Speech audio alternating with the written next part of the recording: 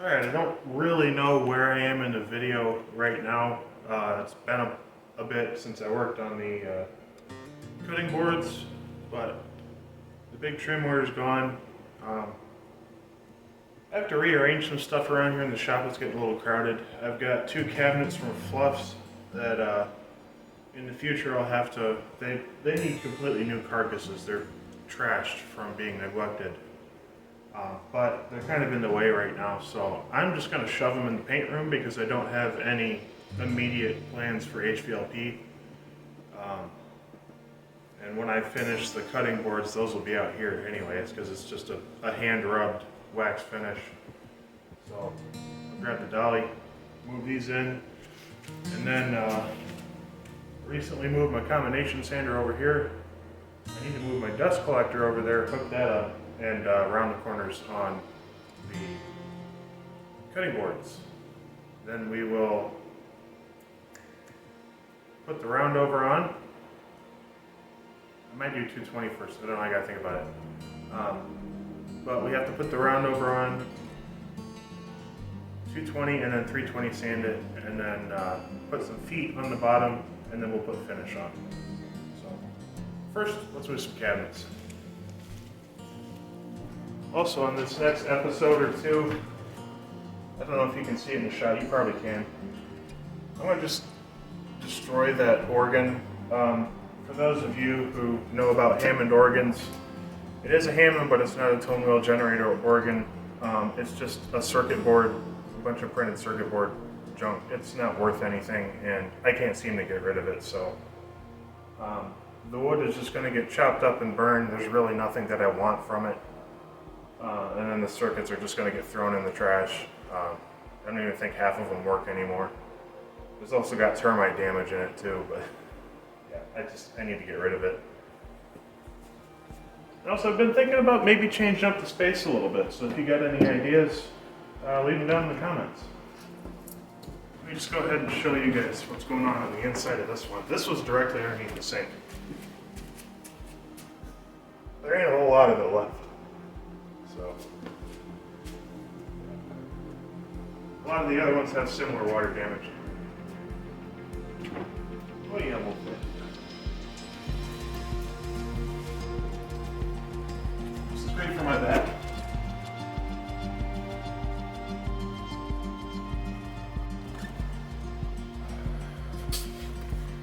Still have to do a dedicated video review on these. I don't know the model name for the kit, but this is a impact and drill combo. The impact is WH18DEX. The drill is a DS18DEX. This is kind of like their middle of the road impact and drill combo set. It's actually pretty awesome. So, I should mention this kit comes with two of these 2 amp hour batteries, the 18 volt 2 amp hour batteries, the new ones with the fuel gauge on them, and one of the slow chargers. Moving this around is pretty easy. I've just got a 4-inch to, I think this is a 2.5 inch or 2-inch, something like that, and then I got a 2-inch rubber coupler. Still not really sure what to do with this area. Potentially have somebody coming tomorrow to buy the rudder table which used to be here. And he might buy some of the other stuff too, that would be nice. This one's pretty easy as well. It's just a 3/8 instead of a 5/16. And it's cast iron right in my knee.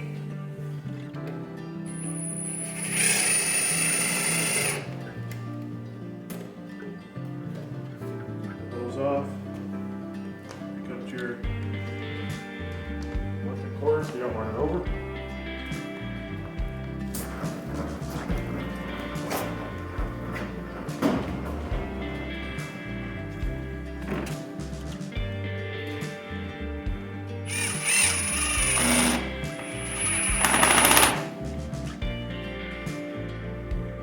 Alright. Running this thing's nice and simple. I've already marked out my radius a long time ago. And yeah, we're just gonna do one of these numbers. Got 5 boards to do. And yeah.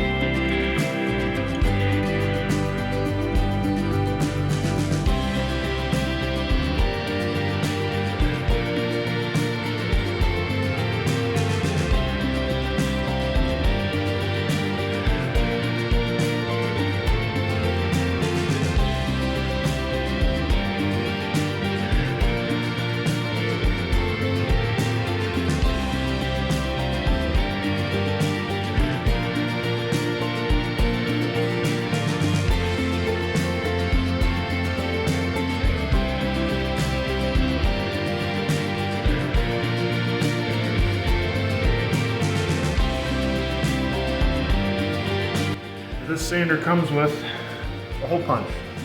So wide side goes to the front or the back, no matter. And you just punch your holes for your dust collection. I'm going to use this to touch up the corners, and then I'm actually going to use this to 220 sand it, but before I 220 sand the surface, I'm going to grab my M12 VC router, put a 1/4 inch round over on it, and round over the top and bottom edges of all 5 of these. So, yeah.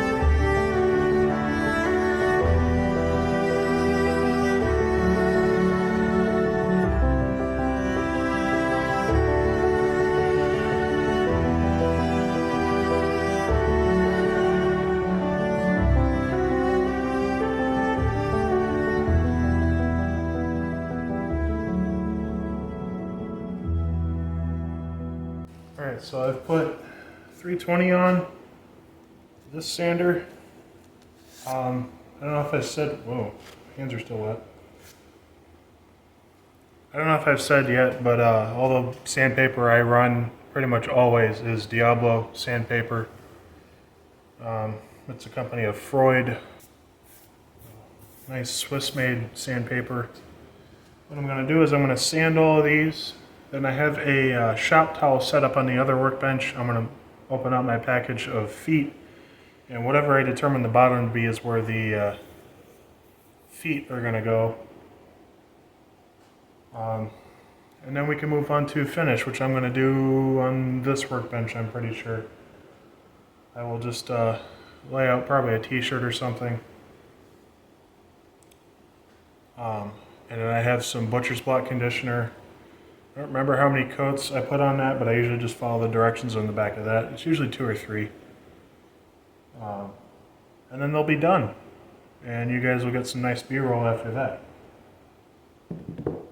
It's nice to finally wrap up this build series. I've got some other stuff coming after this, like birdhouses, the cell phone acoustic speaker amplifiers, and sponge savers. I might do sponge savers next. Those are nice and easy. But yeah, let's go ahead and sand these.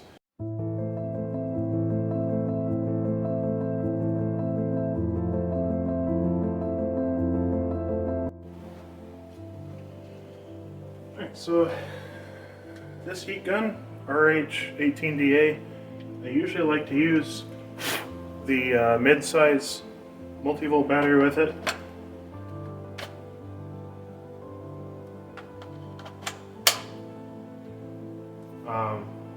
Even though it is an 18-volt tool, this is kind of a high draw tool as far as amperage goes, so I like to use the bigger batteries because they're able to deal with that more. We're going to use it on the low speed setting. I'm guessing probably around 320, 350 degrees Fahrenheit. Most of that will be lost to the cold air in the shop, but it should be enough to at least liquefy. I want to liquefy the wax inside of the container without melting the plastic that it's in. So, we'll do a cool little demonstration. This has 2 fan speeds. There's the low, there's high, and it saves between the two. We'll do that. These, if you hold this, it does Celsius as well. So I'm going to look at my collection of nozzles for this and see if there's any I want to use. I don't think there will be. I think I'll just use the bare gun. But yeah. Here's the setup. It's nothing complicated. Just get a little warm actually. Let's do that.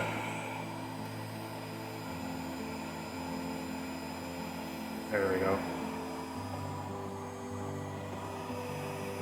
The objective is to melt the wax, not the plastic. Alright.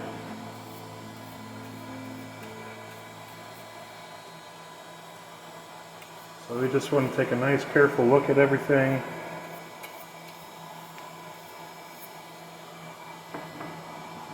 Make sure there's no scratches left over from when I did the corners. Well, we've got a little bit of a thing here. Now, as far as dust goes, you don't have to get these completely sterile.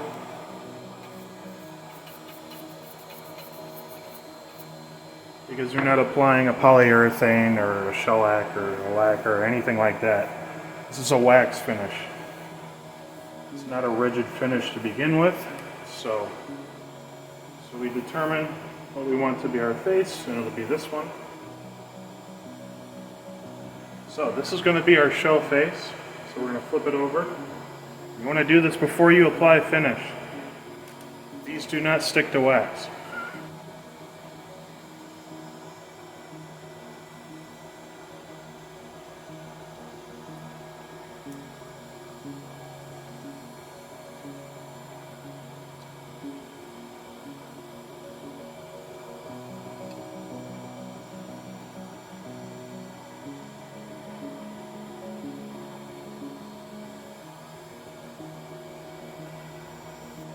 Alright, there's one. But this is going to be our bottom because this part looks way more uniform than the other one did. So. And you can get these little felt pads at any home center. You can even find them at the dollar store. And they stick on pretty good. So.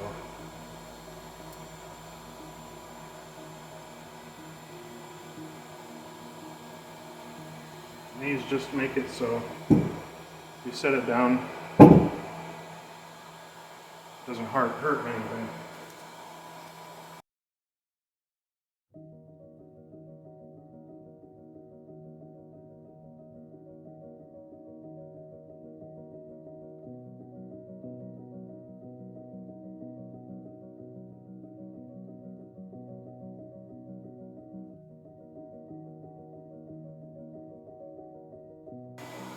Check on this.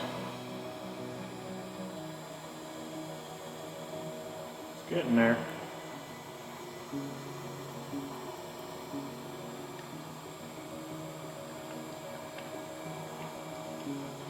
Yeah, you can start to shake it around in the bottle. You're getting somewhere. What I used to do is set this in a warm bowl of water, and that worked pretty good, but if I don't have to risk water getting on anything that I'm working on, that's a nice little added bonus. Turn the heat up a little bit.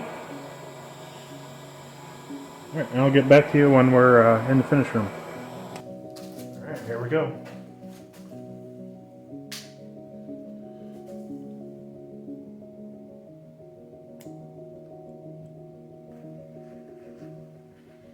I'd wear gloves, but I'm out, unfortunately.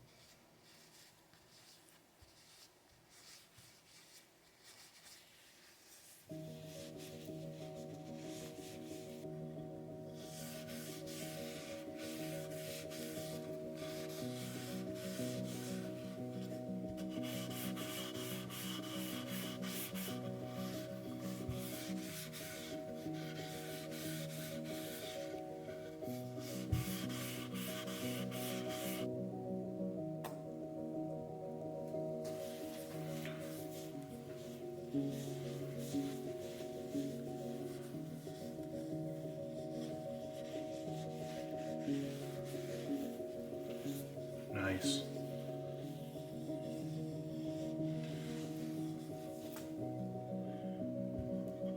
What I like about these is they're not too showy.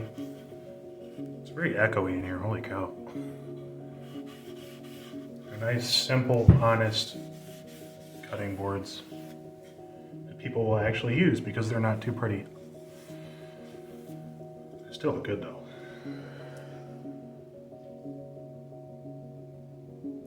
And I'll wait an hour and wipe off the excess. This one should look stellar.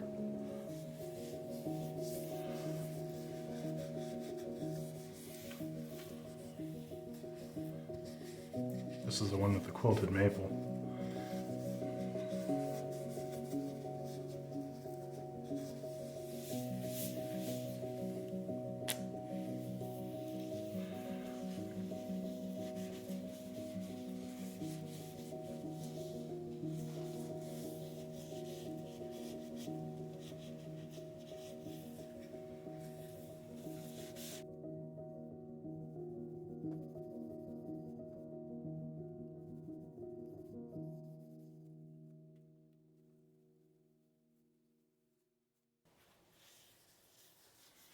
It's again, nice, simple, honest cutting board that isn't some flashy, chaotic design or something you'd be like, wow, that's really pretty, but I would never use it. People can actually use these, and they won't be $400 like a lot of the ones I see. $400 is a little bit of an exaggeration for something this size, but I have seen bigger ones go for about that.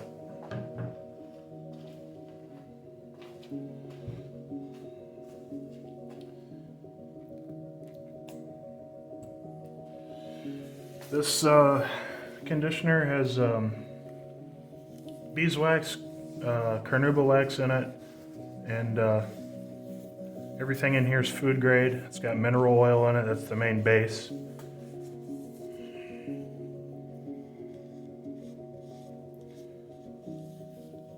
And you don't ever want to make a cutting board and cover it with something like regular polyurethane or something like that, because that is not food grade at all.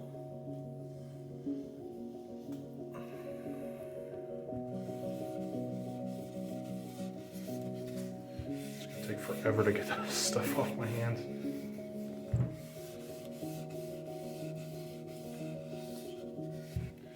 I wish I had a buffer.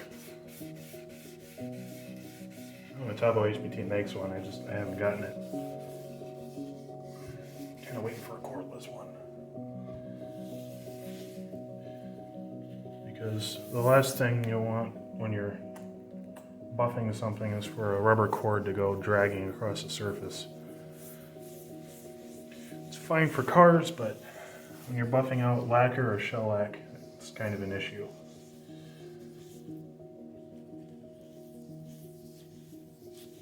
This one's also got some really great quilting going on in the maple. My towel could stay folded.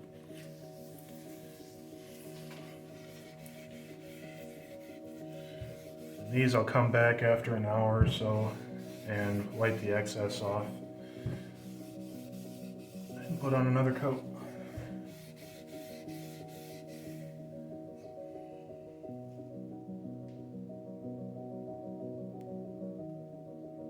The quilting in the maple, it's fantastic.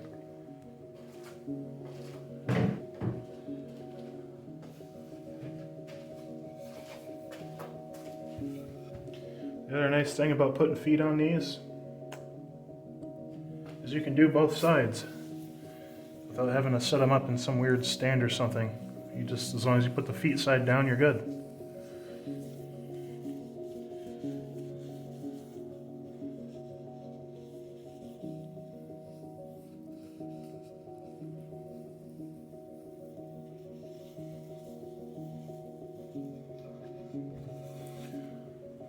This is the satisfying part of woodworking, is seeing the true color of the wood open up.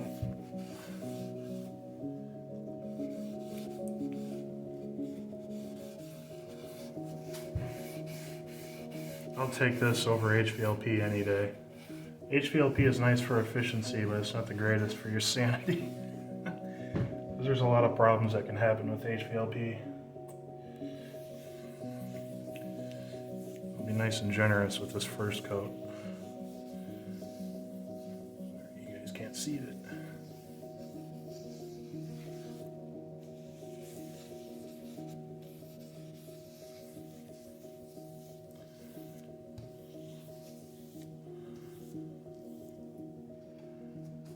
There's that.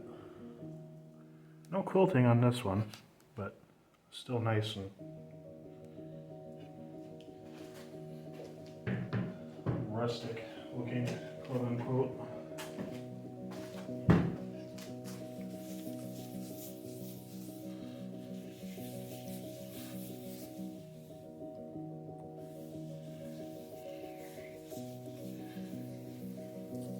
Keep putting the bottle in front of the camera. Sorry, guys.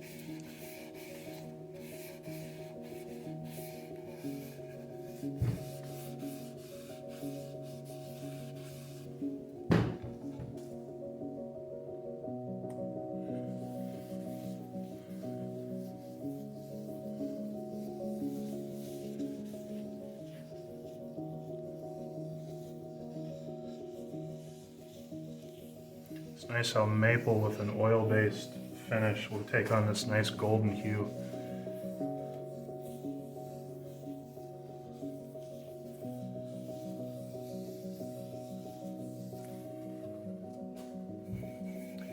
Alright, well, if you guys have enjoyed this video, leave a like. Let me know what you thought down in the comments, what I can do better as far as video production goes. And I'm trying to kind of step away from the really super long videos, because I know not everybody likes those.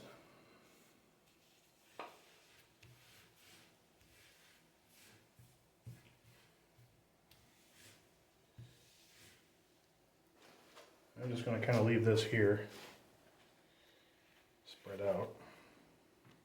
But yeah, once I wash my hands, I'll get you guys some nice B-roll of this. These really turned out fantastic. I really hope they sell quickly. Two of them have some really fantastic quilting on them. But anyways, yeah, thanks for watching.